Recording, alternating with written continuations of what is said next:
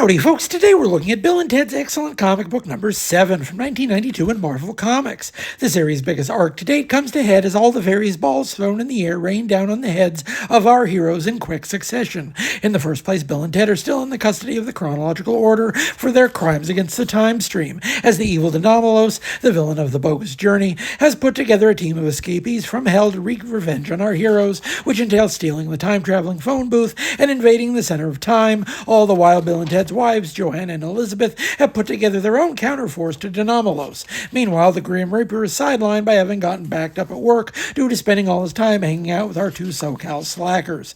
In other words, there's a lot going on here, and somehow Evan Dorkin has to draw it all. He wrote it too, so putting all these characters in the book at once was definitely his idea.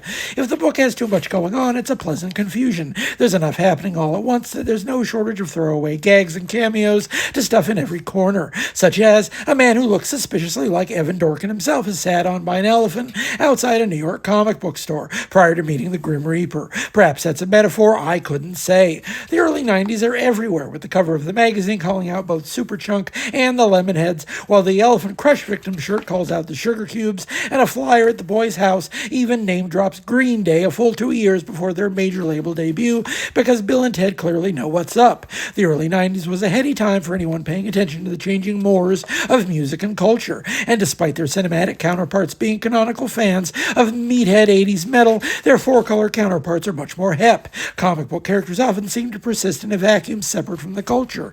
Dorkin's insight here may seem a small matter of shout-outs and asides, but in hindsight, the fact that Marvel was publishing even just one comic in 1992 that seemed aware of contemporary sea changes in pop culture is remarkable.